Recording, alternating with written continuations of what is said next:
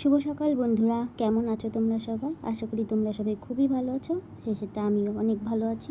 আজকের ব্লগটা বাপের বাড়ি দিয়ে শুরু করলাম। এটা আমার বাপের বাড়িতে আগের দিন গিয়েছিলাম, মানে শুক্রবারে আমি গিয়েছিলাম বাপের বাড়ি। তো সকালবেলা উঠে বিছানাটা উঠিয়ে নিচ্ছে, আর এই যে তিতাসবাবু ফোন দেখছে। তো আমি ভিডিও করাতে হাসছে, বলছি ওর মাকে বলে দেবো তাই। তো এই যে রেডি হয়ে গেছি সকাল সকাল বাপের বাড়ির থেকে শ্বশুরবাড়িতে চলে আসবার জন্য। এই যে সাইকেল নিয়ে বেরিয়ে পড়লেন আরেকজন। তো আমি চলেও এসেছি, মাঝখানে ওখানে ভিডিওটা করা হয়নি। তো বাড়িতে এসেই সবার জন্য ব্রেকফাস্ট বানাচ্ছি। আর ব্রেকফাস্টে আজকে ছিল পাউরুটি আর হচ্ছে বাটার দিয়ে পাউরুটি করেছিলাম। কেননা শনিবার দিন আমাদের শ্বশুরবাড়িতে নিরামিষ খায়। তো ডিম পাউরুটি করিনি, সবার জন্য মাখন দিয়ে পাউরুটি করেছি, ওপরে একটু গোলমরিচ ছড়িয়ে দিয়েছে। আর এই যে আমার শাশুড়ি মা রান্না শুরু করে দিয়েছে। আজকে হবে ধোকা, যেহেতু আজকে নিরামিষ। তো সবই নিরামিষ আইটেমগুলোই হবে। ধোকার জন্য মা আগে ধোকার ডালটা ভিজিয়ে রেখেছে, সেই সাথে কিছু কুমড়োর দানা আমি ভিজিয়ে রাখলাম, সেটাকে পেস্ট করে দেবো। সেই সাথে বাবা কুমড়ো শাক এনেছিলো, কুমড়ো শাকগুলো ভালো করে ধুয়ে রেখে দিলাম। আর এই কুমড়োর দানাগুলো ভালো করে ধুয়ে জলে ভিজিয়ে রেখে দিলাম। এটাকে পরে পেস্ট করব, ধোকার মধ্যে দেওয়া হবে জন্য। তো এবারটা মা তেল দিচ্ছে, আর ধোকাটাকে এবারটা ধোকার মধ্যে একটু গুড় আর লবণ দিয়ে এবার তেলের পরে ভালো করে ধোকাটাকে নাড়াচাড়া করে নিল। এবার যখন কড়াই থেকে ছেড়ে দিয়েছে তখন সেটাকে নামিয়ে মা এভাবে চেপে চেপে সমান করে নিল। এবার পিস পিস করে কেটে নিচ্ছে ধোকাগুলোকে ভাজার জন্য।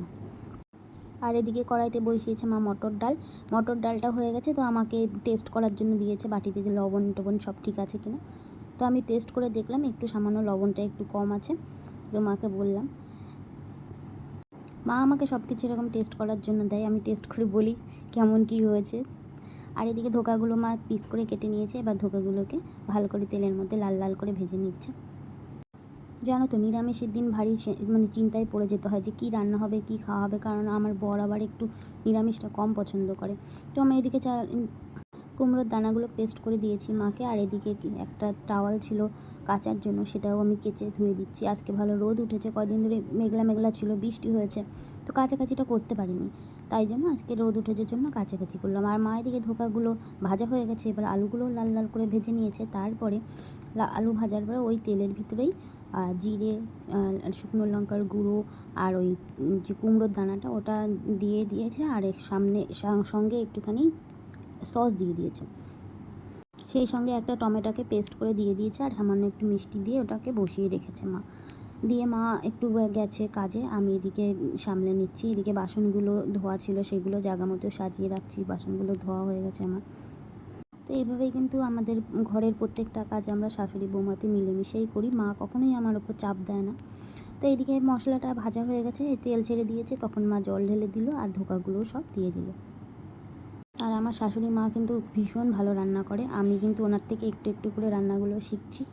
আর এদিকে আমি চলে এসেছি ঘরে এসে আমার গরম লাগছিলো, চুলটা ভালো করে একটু বেঁধে নিলাম, স্নানেও যাবো। আর এদিকে আমার বর এসে সকালে উঠেছে জন্য বাড়ি সে একটু শুয়েছিল, ওর জন্য আমি বিছানাটা গুছিয়ে নিলাম। আর এদিকে শাহি গরম মশলা দেওয়া হলো ধোকার মধ্যে, আর ঘিও দিয়ে দিল মা। এবার হয়ে যাওয়াতে ধোকাটা নামিয়ে নেওয়া হলো। দেখো নামানোর পরে কত সুন্দর দেখতে লাগছে, শুধু দেখতে না, খেতেও খুব সুন্দর হয়েছিল। আমার শাশুড়ি মার এই রেসিপিটা আমার খুব ভালো লাগে।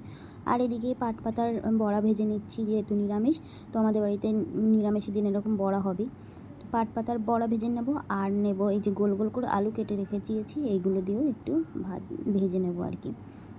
ভাজাটা হয়ে গেছে, এবার আমরা দুপুরের খাবার খেয়ে নেব। তো আজকের মতো ব্লগটা এই পর্যন্ত বন্ধুরা, তোমরা সবাই ভালো থেকো, বাই।